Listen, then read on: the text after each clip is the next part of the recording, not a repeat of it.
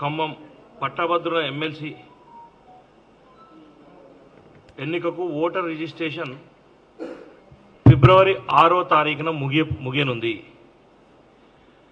పట్టభద్రులు ఎవరైతే ఉన్నారో 1/11/2020కి ముందు డిగ్రీ పాస్ అయిన ప్రతి ఒక్క యువకుడు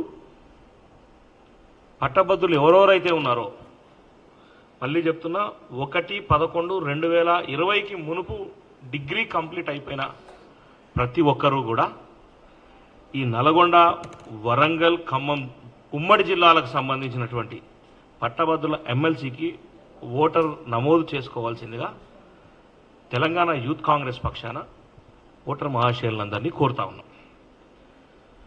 దానికి సంబంధించి ఇంతకు ముందుకు ఓటేసినాం కదా, మళ్ళీ అదే ఓటర్ కార్డు అవుతుందేమో అని చాలామంది ఒక భ్రమలో ఉన్నారు.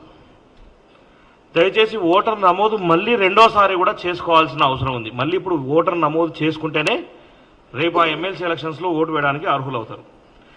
ఎమ్మెల్సీ ఫామ్ నెంబర్ 18 దరఖాస్తు పొందవలసిన దానికి సంబంధించినటువంటి జతపరిచిన ధృవీకరణ పత్రాలు కూడా voter card xerox, voter card number, దాంతోపాటు 2 colour photos, 10th memo, degree diploma యొక్క మెమో, ఆధార్ కార్డు యొక్క జిరాక్స్, అన్ని జిరాక్స్ పేపర్స్ మీద గెజిటెడ్ ఆఫీసర్ సిగ్నేచర్ తీసుకున్న తర్వాతనే ఆన్లైన్లో కానీ ఆఫ్లైన్లో కానీ జతపరచడానికి అవకాశం ఉంటుంది.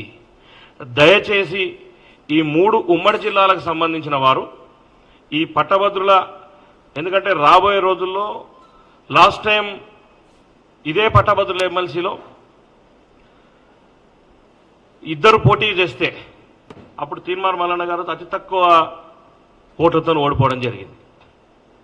ఏదైతే డబ్బు ప్రభావమో ఇంకో ప్రభావమో చూపించినటువంటి వ్యక్తులకు ఆ రోజు టీఆర్ఎస్ నాయకులు ఆ రోజు గెలిపించడం జరిగింది.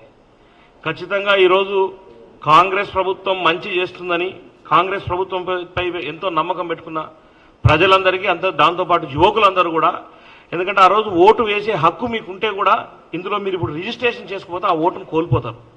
దయచేసి ప్రతి ఒక్క మిత్రుడు, డిగ్రీ కంప్లీట్ అయిన ప్రతి ఒక్క మిత్రుడు ఈ 3 జిల్లాల్లో మీరు ఓటు రిజిస్ట్రేషన్ చేసుకొని తప్పనిసరిగా ఆ రోజు రిజిస్ట్రేషన్ చేసుకొని వాళ్ళు చాలామంది లాస్ట్ టైం ఎలక్షన్లో ఇబ్బందులు పడ్డారు.